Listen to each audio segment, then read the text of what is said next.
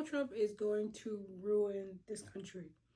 And as a result of that, it's going to impact our society's most vulnerable. So I've been thinking about some ideas in terms of businesses that I think we need to start in order to, one, support our society's most vulnerable, and two, to help those who have the skills, who have the drive, who are willing to take the risk to start these businesses thrive in the next 4 years. So I just wanted to share my thoughts with you that I wrote down. Number one, I think the biggest issue is going to be housing. As we can tell, our country does not have a grasp on housing. The prices are out of control for nearly everyone, whether you're an owner or a renter. It doesn't matter what side of the coin you are on, you are feeling the impact. And as a result, particularly for our most vulnerable in the society, and when I say most vulnerable, I am referring to the elderly, I'm referring to young children, I'm referring to LGBTQIA communities, I'm referring to those with mental health issues, who society tends to neglect more often than not.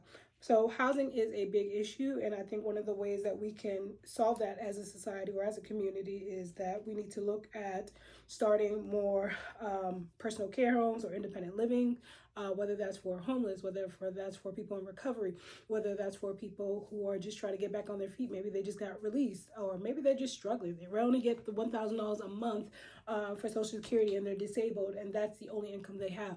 So I think personal care homes, independent living, done by the right person, will provide an opportunity for people to, one, get a place to rest their head, right? When we think of as, I'm a trained therapist, right? So I think of Maslow's hierarchies of needs. Food, shelter, those things are important. If we want people to thrive, if we want people to at least be stable somewhat, they need those things. And so providing that solution is going to be key. And I've seen a couple of posts around, about these personal care homes or independent living situations.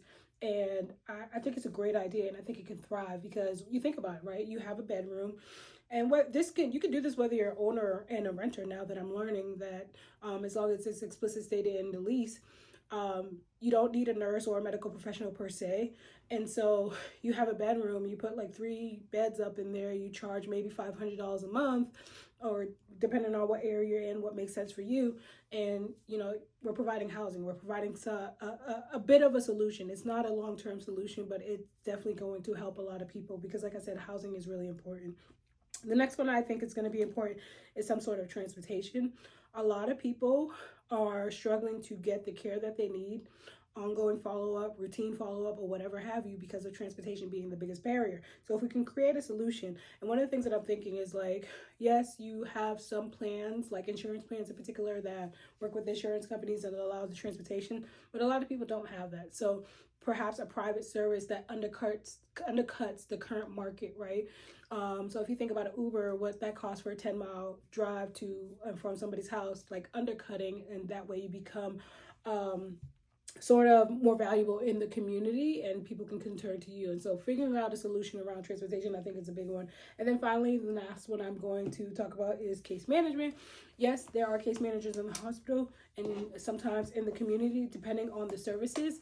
But obviously those have gaps, right? They can only extend and reach so many people. So I think more agencies around case management, whether it's care coordination, whether it's helping people navigate maybe legal issues. I know some lawyers have case managers housing them, housing their offices, and I think that's a great solution because there's just, again, so many people need supports, and it can get so convoluted in trying to address care, trying to get a will, like all these different things that come up, and people get so frustrated and just end up giving up because it's just so convoluted. So helping somebody navigate that, and I think this is my nurses and my social workers out there who already have this experience. And then I think those are it for my thoughts now. Let me know in the comments below which one you would consider and why. And let's keep this conversation going because I think this is really important, especially for the next 4 years.